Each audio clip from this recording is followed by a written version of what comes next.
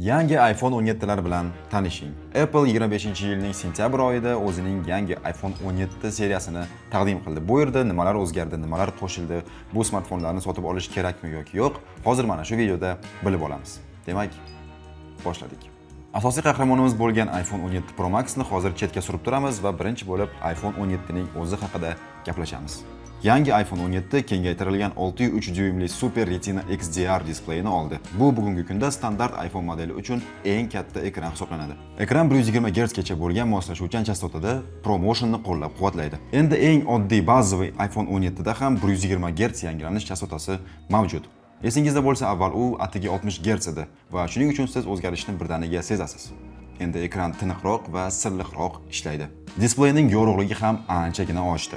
Yorug'likning eng yuqori ko'rsatkichi 3000 nitgacha yetadi. Bu oldingi avlod iPhone'lariga qaraganda sezilarli darajada yuqori. Tashqi ko'rinishda ham anchagina o'zgarishlar bor. Misol uchun Ceramic Shield 2 bilan endi sizning smartfoningiz osonlikcha sinmaydi yoki qirilmaydi. Smartfon hozir siz ko'rib turgan mana bunaqa 5 xil rangda ishlab chiqarilgan, qolaversa unda Dynamic Island ham bor. Va albatta Action Button'ni ham aytib o'tishimiz kerak. Endi eng kichkina iPhone 17 da ham Action Button mavjud. Uni siz o'zingiz xohlagan funksiyaga sozlab olishingiz mumkin. Endi kameralarga keladigan bo'lsak, iPhone 17 da asosiy kamera 48 megapikselli sensoriga ega. Va aynan mana shu sensorda piksellarni birlashtirish uchun Quad Pixel texnologiyasidan foydalanishadi. Bu degani deyarli har qanday yorug'lik holatida ham sizning rasmlar va videolaringiz yaxshi sifatda bo'ladi.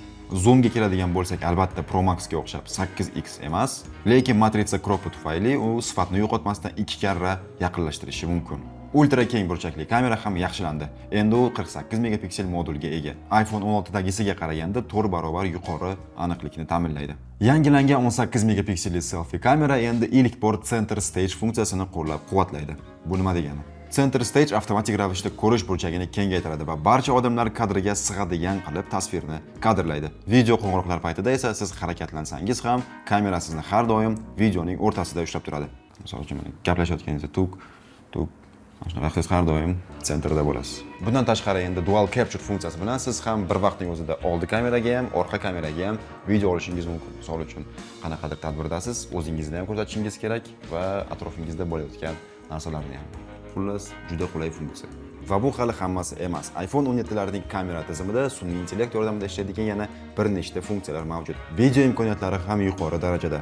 Dolby Vision Ultra Stabilized rejimi endi 4K 60 FPS ni qo'llab-quvvatlaydi. Endi siz hattoki yugurib video olsangiz ham qaltirashlar bo'lmaydi. Qaytgancha endi iPhone 17 ning barcha modellarida tungi portretlar va AR funksiyalar uchun o'zining lidar sensorlari bor. Ishlash tezligiga keladigan bo'lsak, bu yerda A19 Bionic chip o'rnatilgan. Bu yuqori unumdorlik va energiya samaradorligini ta'minlaydigan 3 nanometrli protsessor. 3 yil oldingi avlod bilan solishtirganda protsessor tezligi 50% gacha.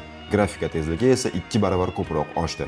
Yangi iOS 26 optimallashtirilganini hisobga olsak va qolaversa bu yerda eng kuchli protsessor borligini ham inobatga olsak, bu smartfonlar endi menimcha hech qachon qotmasa kerak.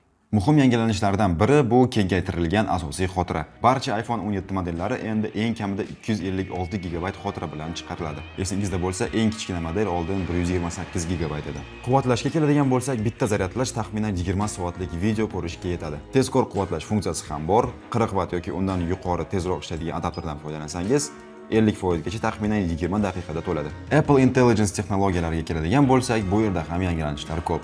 iPhone 17 eng kichkinasi bo'lishiga qaramasdan, u barcha sun'iy intellekt fishkalarini qo'llab-quvvatlaydi.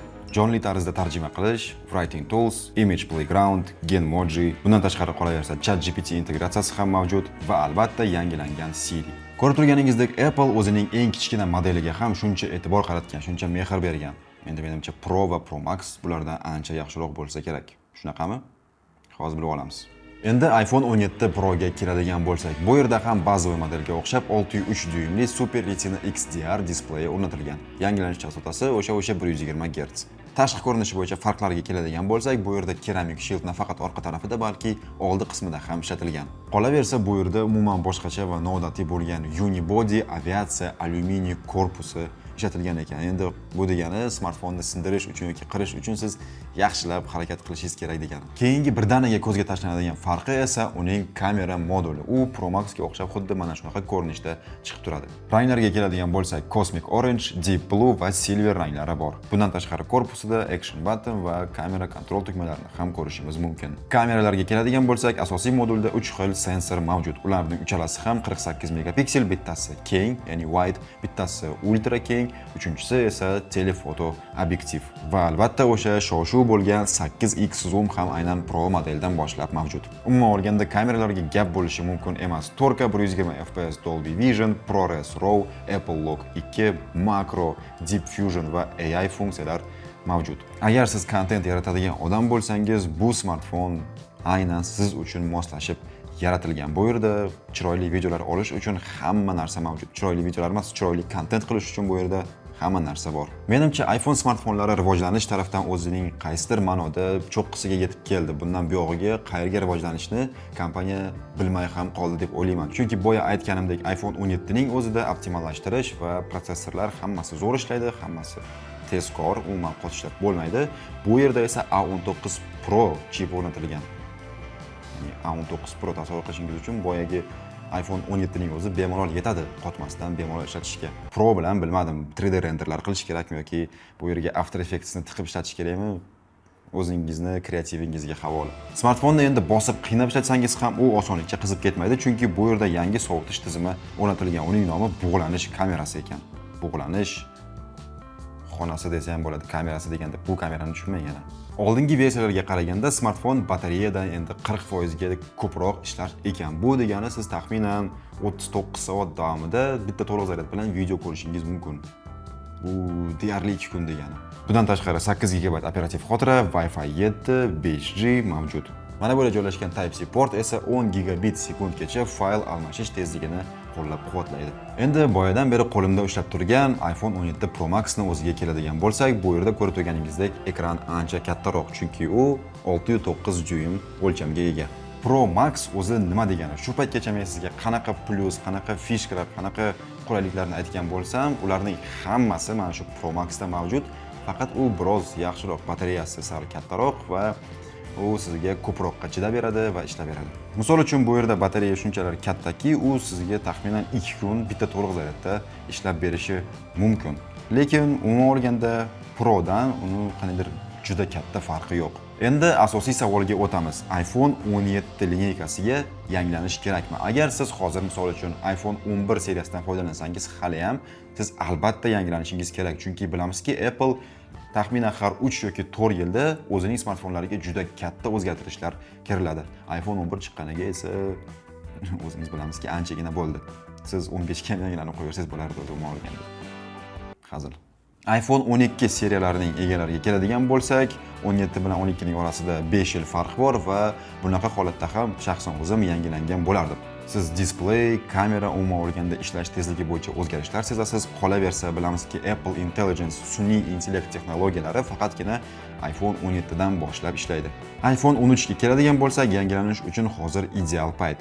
A19 chipi, 48 megapiksel kameralar, Dynamic Island, AI funksiyalar, xullas ular sizni albatta quvontiradi va hayotingizga qanaqadir yangilik olib kiradi. Agar sizda ham menga o'xshab iPhone 14 Pro bo'lsa, shaxsan men shoshilmagan bo'lardim, chunki birinchidan men mobilograf emasman va smartfonga uncha ko'p video yoki rasmlar olmayman.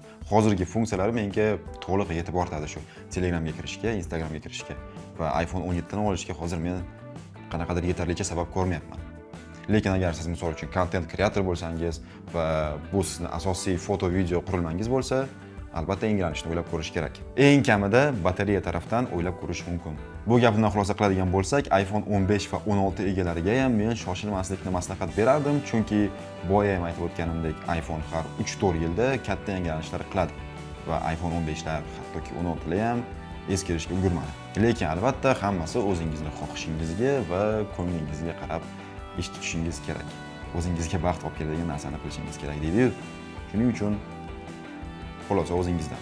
Xullas, bu videodan keyin agar siz iPhone 17 smartfonlaridan birini xarid qilish niyati paydo bo'lgan bo'lsa, bemalol Probox do'konlariga murojaat qilishingiz mumkin. Aytgancha, muddatli to'lovga ham xarid qilish imkoniyati mavjud. Nafaqat iPhone'larni, balki boshqa Apple mahsulotlarini ham. Hamma havolalar, batafsil ma'lumot video ostida. Bo'pti. Aytgancha qanaqadir savollar bo'lsa yoki video yoqqan bo'lsa, like bosing, izohlarda fikrlaringizni yozib qoldiring. Mana endi bo'pti.